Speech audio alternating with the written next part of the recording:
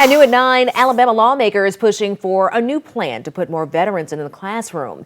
It would allow eligible veterans to teach without a traditional four-year degree.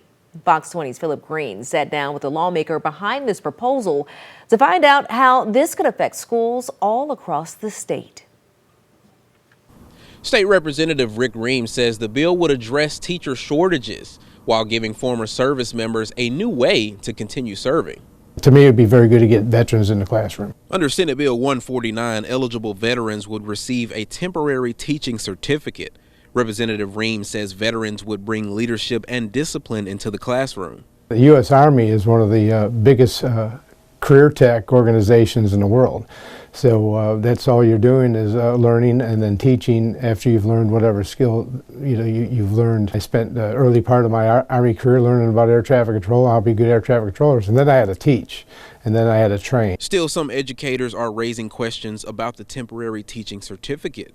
But Representative Ream says the bill is designed to maintain educational standards while helping schools fill open teaching positions. He sees Senate Bill 149 as a first step toward broader efforts to recruit and support non-traditional educators, particularly veterans, across the state. But there are still requirements. You need to have 60 credit hours and a 2.5 GPA average.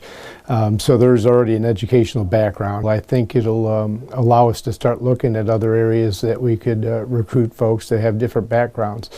Still to be determined because the military veterans have a kind of unique experience. Senate Bill 149 will be heard in a Senate committee tomorrow. If given the initial approval, it will then go before the Senate for final approval before moving to the House. And with the support from the governor, the bill remains a top priority. In Montgomery, Philip Green, Fox 20 News.